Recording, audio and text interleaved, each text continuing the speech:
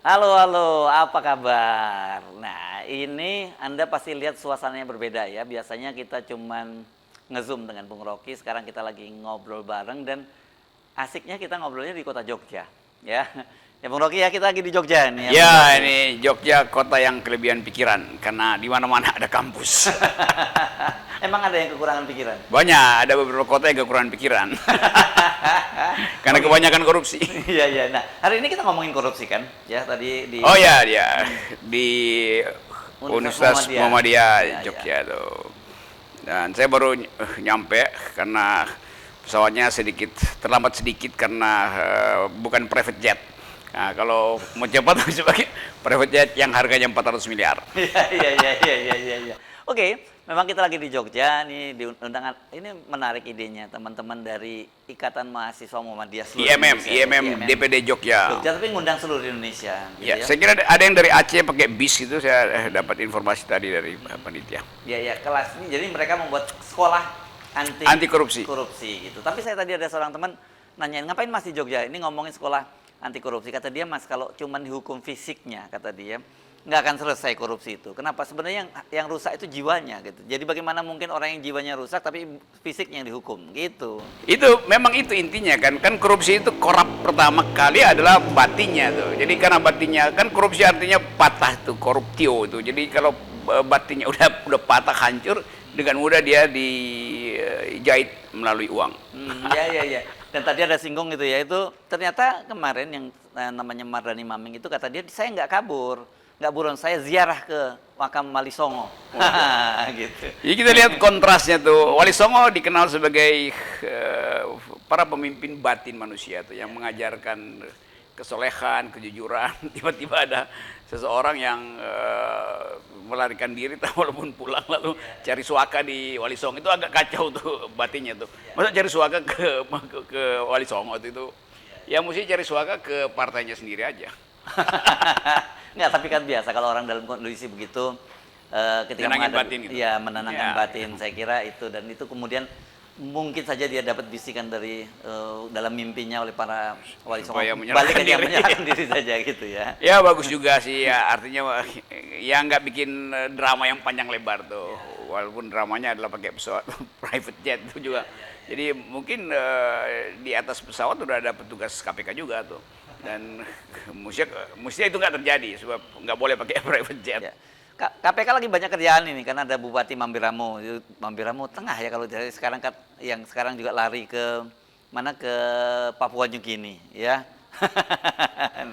Jadi ini bangsa justru di akhir era Pak Jokowi itu semua kasus akhirnya popping up gitu, tiba-tiba muncul semua. Dan seperti nggak ada pelajaran tuh, Harun Masiku masih nggak bisa ditemukan, tiba-tiba dari partai yang sama ada kasus semacam ini tuh. Lalu ada berita Apeng melarikan dana 54 triliun dan sudah jadi warga negara Singapura. Jadi semua keburukan sebetulnya sedang dipertontonkan oleh alam semesta, dan itu pelajaran penting bahwa ujung dari kepemimpinan Pak Jokowi menumpuklah kasus korupsi itu. Dan itu bertanding dengan IKN. Jadi orang akan ingat lebih banyak kasus korupsi seperti yang akan diingat orang dibandingkan dengan IKN yang juga sangat potensial untuk jadi lahan tukar tambah kepentingan antara para pejabat, dan itu intinya korupsi kan. Jadi korupsi selalu mulai dengan tukar tambah kepentingan. Ya, bagaimana dia menjelaskan ya bahwa korupsi itu sekarang bahkan sebenarnya sudah lama ya dikonstatir oleh Bung Hatta, sudah menjadi budaya bangsa ini gitu. Apakah memang betul bahwa mentalitas bangsa kita ini korup, atau apa sebenarnya kan kalau Anda lihat dari sisi apa secara genealogisnya begitu korupsi ini? Iya. Hatta mulai dengan mengevaluasi mental bangsa yang tidak matang. Karena sangat mungkin dulu kita bikin tesis ini bangsa kurang dijajah sebetulnya. Kurang dijajah? Ya dulu ada tesis ditulis oleh siapa namanya ini, Indonesianis dari Berkeley, menganggap bahwa bangsa Indonesia itu kurang dijajah sehingga mentalnya separuh-separuh tuh. Jadi kalau penjajahnya betul-betul masif, orang berubah sama sekali tuh. Nah ini sebetulnya tanda bahwa bukan artinya kita minta dijajah lagi. Oh, tapi saya lagi pikir begitu ya, usul Cina aja yang jajah gitu misalnya. Tapi masalahnya kita nggak memperbaiki mentalitas itu melalui proses politik. Justru proses politik yang memperpanjang mentalitas koruptif ini. Nah, kita udah tahu bahwa juga dulu di zaman kerajaan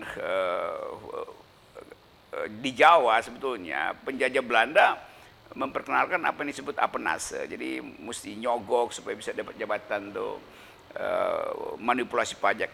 Sebetulnya ini bangsa bisa berubah kalau betul-betul pemimpin kita itu tahu bahwa fasilitas feodalisme masih bekerja di bangsa. Jadi seringkali itu korupsi itu terjadi karena feodalisme tinggi. Jadi orang menjilat feodalisme kan artinya minta orang menjilat tuh. Nah, dalam keadaan tidak ada kompetisi, feodalisme yang merajalela. Itulah saluran paling bagus dari korupsi itu. Dari segi kebudayaan, Hersu. Iya ya. Tapi menurut Anda, apakah kita bisa memberantas korupsi itu? Bisa dong, semua kan tetangga kita bisa tuh, Malaysia bisa, Hong Kong bisa tuh.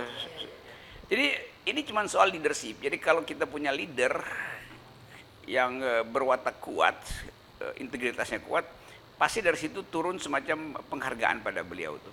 Sehingga orang menganggap oke, jangan korupsi dong pemimpin kita aja memberi contoh bahwa dia mampu untuk membayangkan masa depan Indonesia dengan proyek-proyek yang berkeadilan.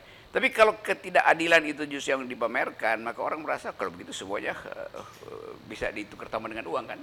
Nah itu pentingnya kita ingat lagi bahwa di depan mata kita ada pemilu tuh, sementara rakyat lapar, tidak punya uang tuh. Itu juga adalah sumber korupsi tuh. Artinya kekuasaan justru menciptakan semacam suasana di mana dia bisa menyogok suara rakyat nanti. Itu buruknya kan di situ tuh. Kan kita tahu negara punya uang tapi nggak mau dibagi pada rakyat tuh. Jadi ditunggu sampai rakyat betul-betul miskin sehingga nggak bisa berpikir lagi, lalu diminta pasang spanduk di depan kampung, kami menerima serangan fajar. Nah datanglah barang itu kan. Ya ya ya. Ya karena gini, banyak orang kemudian sudah anggap ini udah budaya lah. Jadi kalau namanya budaya ya susah dihapuskan gitu. Ya terimalah bagi situasinya semacam ini gitu. Disebut budaya karena disodorkan kenikmatan finansial kan. Nah sebetulnya itu kan bukan budaya tuh. Kalau kita sebut budaya dia berakar pada semacam prinsip anything goes. Di kita nggak ada budaya itu. Jadi budaya yang ini budaya yang dikreasi oleh kekuasaan tuh. Mulai dari persekongkolan antara bupati-bupati di zaman penjajahan dengan pemerintah Belanda. Jadi budaya itu sebenarnya budaya yang dibangun oleh kolonialisme tuh. Untuk mempermudah pengendalian politik. Nah, disogoklah bupati itu supaya berpihak pada Belanda, dikasih tanah, rampasan dari rakyat, kolonial kasih itu pada bupati itu. Hal yang sama juga sekarang berlangsung tuh. Bupati-bupati di daerah itu banyak yang jadi tuan tanah sebetulnya tuh. Dan itu yang menyebabkan politik itu hanya beredar di sekitar keluarga dia tuh. Jadi kedinastian, feodalisme, semua itu adalah sumber dari korupsi. Nah, kita tentu ingin pastikan ke depan itu nggak ada yang begituan. Karena itu kita ingin kompetisi yang fair, yang selalu oleh FNN disebut sebagai mulai dari 0% itu. Ya, ya. Oke, saya buka-buka tadi ya, karena Ya, kita ngomongin budaya tadi. Saya lihat kalau nggak salah, Pak Jokowi itu ternyata sudah menandatangani undang-undang ini berkaitan dengan falsafah syariat Islam ya, di Provinsi Sumatera Barat. Dan hari ini baru diunggah oleh Sekretariat Negara. Jadi secara benar orang juga bertanya-tanya kemudian ini kan budaya sana itu orang mau nggak mau menyebutnya pasti adat bersendiri syarak bersendiri kitabullah. Itu artinya hukum Islam dan orang banyak khawatir berkaitan dengan masalah wah ini nanti jadi semacam perda syariah baru dong gitu di Sumatera Barat. Tapi ada orang juga bilang yang pendukung Pak Jokowi nih, Pak Jokowi aja ditentang banyak orang dengan perda syariah seperti di Sumatera Barat. Bisa beliau mau mengesahkan, masa Pak Jokowi masih dituduh Islamofobia kan gitu.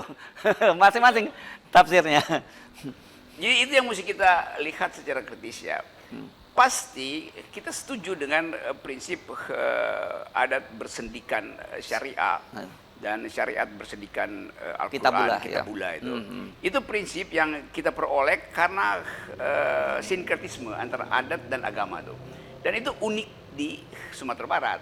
Jadi kalau Sumatera Barat nuntut itu diformalkan, ya itu hak dari masyarakat Sumatera Barat yang kita sebut sebagai local wisdom dia itu. Tetapi orang kemudian menganggap bahwa jangan-jangan itu tukar tambah sebetulnya tuh. Oke. Dalam upaya untuk menyogok Islam politik gitu kan.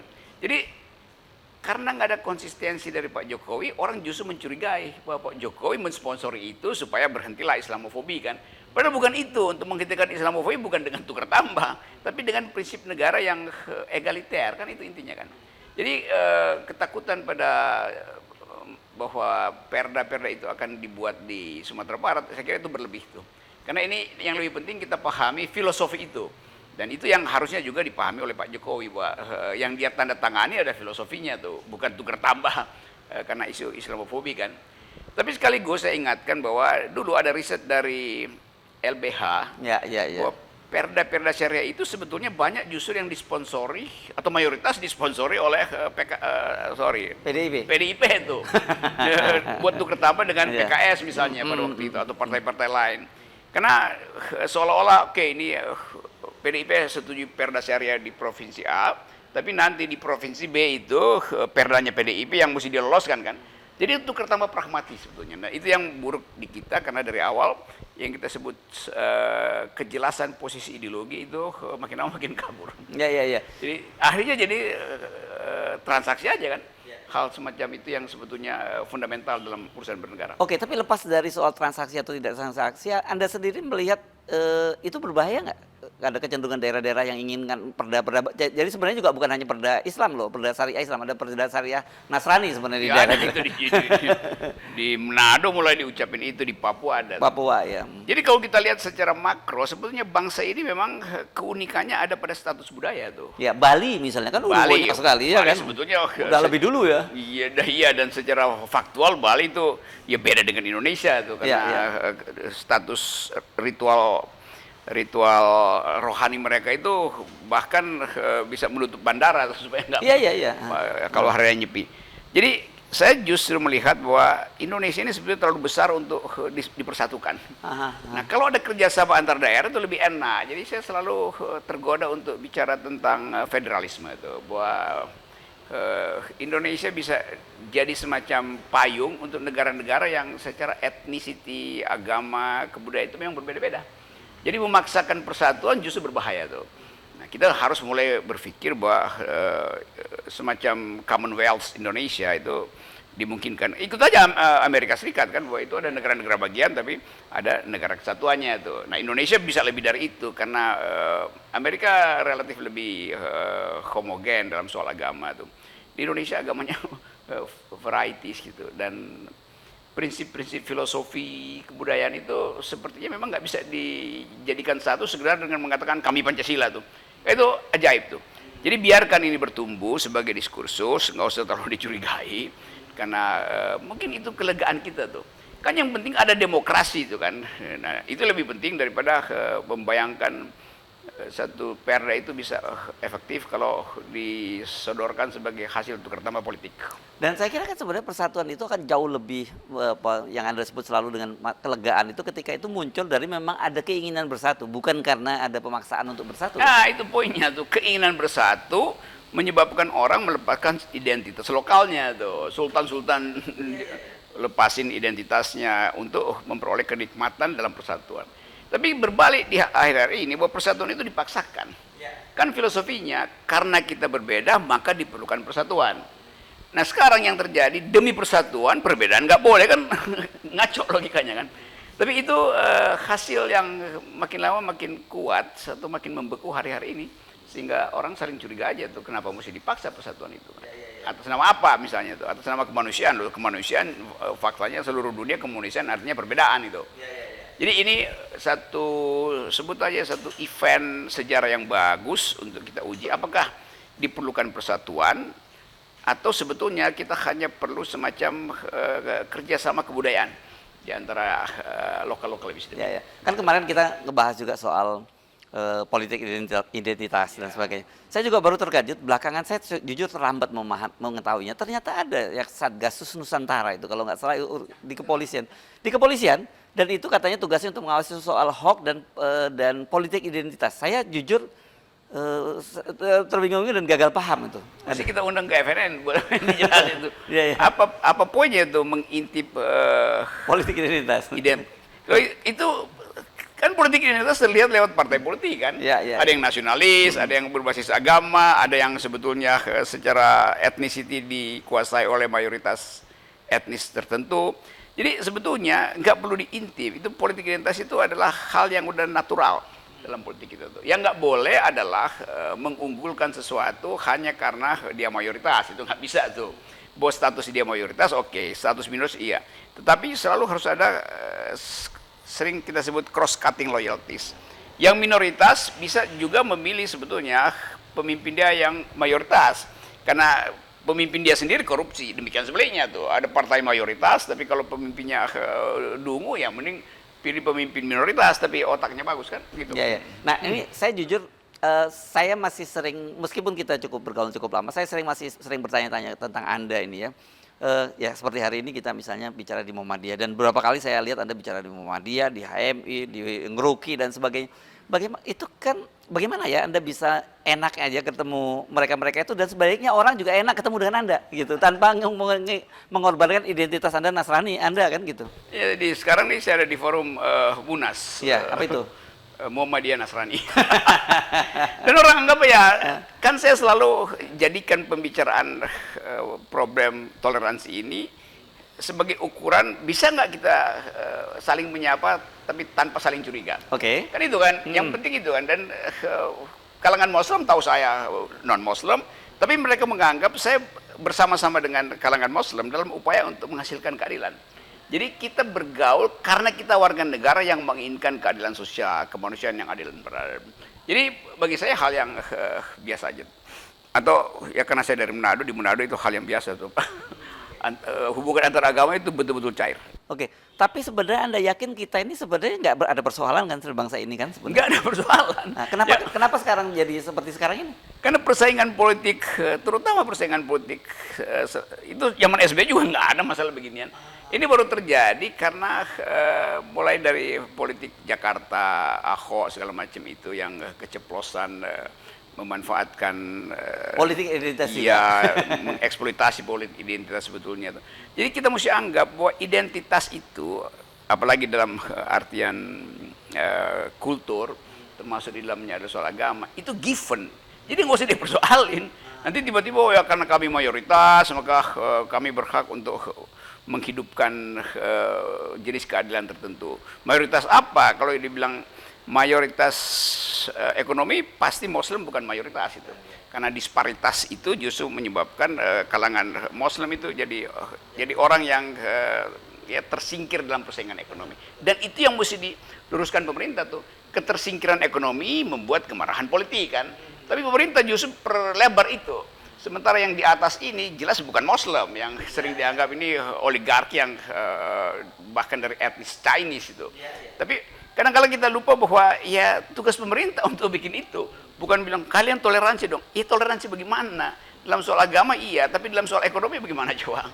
Kan itu mesti ada kebijakan untuk mencairkan ketegangan ekonomi ini atau disparitas ekonomi, sehingga toleransi di bidang lain juga tidak mencemaskan, kan itu. Saya ingat itu jadinya pernyataan dari Ketua PBNU dulu almarhum Pak Azim Muzadi kan, yang menyatakan kita mesti jelaskan dulu, kalau dalam sisi agama jumlah orang Islam itu mayoritas, tapi dalam sisi ekonomi umat Islam itu minoritas. Itu. Gitu. Dan terlalu kalau minoritas nggak ada soal, ini disparitasnya tuh. Oh iya. Berapa 1% orang menguasai separuh dari kekayaan orang Indonesia, itu gila. Gila. Dan Ya. Presiden Jokowi menganggap ya bukan menganggap, dia nggak paham bahwa itu masalahnya. Ya. Masalahnya adalah disparitas ekonomi, bukan disparitas agama. Kita udah biasa tuh bahwa Muslim berhak untuk menuntut keadilan lebih banyak karena memang Muslim mayoritas. Karena itu umat Islam ingin agar supaya ada kebijakan yang betul-betul menyediakan akses yang sama pada sumber modal terutama. Bagaimana ya kita mulainya bisa merayakan gitu tadi ya, perbedaan-perbedaan itu seperti yang Anda lakukan gitu kan? Ya ganti kekuasaan kan ini problemnya kan ada di kekuasaan yang nggak paham itu. Oke. Dan setiap kali ini soal Mardani, Maming Ya. yang orang bertanya-tanya itu uangnya kok banyak betul. Ya. Lalu langsung ditampung jadi bendahara PBNU. Itu juga menimbulkan pertanyaan kan. Kan mestinya PBNU harusnya udah curiga tuh. Tapi karena kebutuhan pragmatis tadi, tentu ada ada sifat PBNU yang betul-betul rohania, ada yang material. Karena bagaimanapun setelah jadi organisasi yang basisnya agama tapi sinyal politiknya kuat, dia perlu modal. Jadi soal-soal semacam ini yang mesti kita bereskan. Nah, sinyal-sinyal korupsi itu kan kita tahu dari awal kan. Dari awal kita udah curiga ini pasti nih kenaan itu. Ada sesuatu nih, apa namanya, too good to be true lah. Seseorang ditaruh di posisi bendahara umum itu berat itu konsekuensinya kan. Iya, iya. Nah, tapi kan kemarin ada sempat pernyataan dari Pak Surya Paloh yang kemudian diaminkan juga oleh politisi PKB kalau tidak salah, atau PKB seingat saya, yang menyatakan bahwa lebih baik tidak usah ada pilpres kalau kemudian membuat perpecahan. Loh, jadi ini kan nanti jadi logikanya bisa salah kan gitu. Itu ya mungkin udah frustrasi juga Pak. Oh, oke. Kalau dia bypass aja tuh prinsip demokrasi, dia dianggap wah itu nggak penting tuh. Padahal justru kita mesti kalau bisa percepat pemilu justru bukan nggak ada. Ya, okay. Kan tetap dia mesti selesaikan dalam forum demokratis tuh. Jadi kadang-kala orang yang mungkin udah frustrasi, capek lihat bangsa ini loh, Pak Surya Paloh nyeletuk hal yang sebetulnya ya bertentangan dengan prinsip dia sebagai, dia bikin partai kan buat ikut pemilu, yes, bukan buat batalin pemilu. Iya, iya, iya. Jadi sebenarnya kita masih bisa lihat apa ya, semacam lilin atau di ujung terowongannya dalam itu bangsa ini ya. Betul, dan lilin itu hari ini dimulai di Universitas Muhammadiyah. Iya, iya, iya. Ingin menyalakan lilin anti korupsi. Oke, jadi untuk kader-kader Muhammadiyah seluruh Indonesia, tapi juga untuk viewer kita, dan ini kebetulan aja kita diundang oleh Muhammadiyah ya, bukan khusus, tapi soal korupsi ini saya kira memang satu persoalan yang sangat serius, dan ini salah satu persoalan yang kemudian membuat bangsa ini menjadi terpuruk, dan ya memang itu tugas kita bersama semua. Dan dimulainya dari mana sih kita bisa memberantas korupsi? Saya kira kita mulai dari diri sendiri. Kita mulai mental kita, cara berpikir kita tidak mental yang korup gitu ya. Dengan cara begitu saya yakin kita bisa sama-sama menghadapi soal korupsi ini. Oke, terima kasih ya Bung Rocky. Sampai jumpa lagi ya. Terima kasih Pak Busro Mukodas yang selalu ingin menuntun kita dengan cahaya dan lilin anti korupsi. Yes. Oke. Ya, thank you. Dan anti korupsi artinya 0%. Oh iya, lupa 0%. Nolkan korupsi.